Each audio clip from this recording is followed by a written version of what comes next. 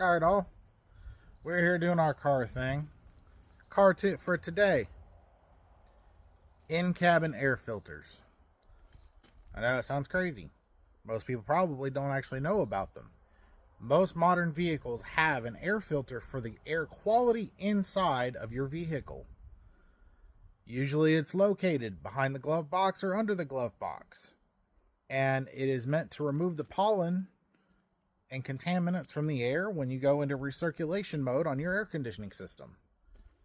And if they get clogged, if they get dirty, if you have allergies, it is imperative for you to check them. And again, this is another one of those. You can have it checked.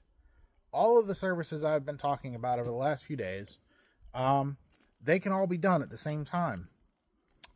Most shops, I'm not going to say all shops, but most shops will do a courtesy check of most of these things. They're not hard to get to. They're not hard to change. But they will absolutely change the way your driving experience is. I have allergies. I have to check mine regularly to make sure it is not full of dirt, dust, debris. And it changes the way your air conditioning runs. If it's clogged and blocked, you're going to have poor airflow. So, every 3,000 to 5,000 miles, every oil change, however you want to look at it, have them check your in-cabin air filter for you.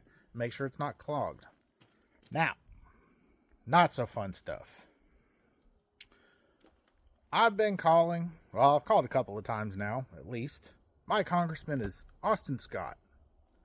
And I've now been told at least twice, there's no statement for what he's trying to do to protect Georgians. You want to know why there's no statement? Because he's not trying to protect Georgians. I have gotten no feedback other than we don't have an answer, or we don't have a statement, or I'll let him know. I guarantee you he's not being made aware. I guarantee you he has no response to it, because he's one of those spineless Republicans that is probably in there just rubber stamping everything that Dumpy Don does. It's not surprising. He's effectively been in politics just running amok. Every time a Democrat's tried to go against him, they get no traction. And why is that?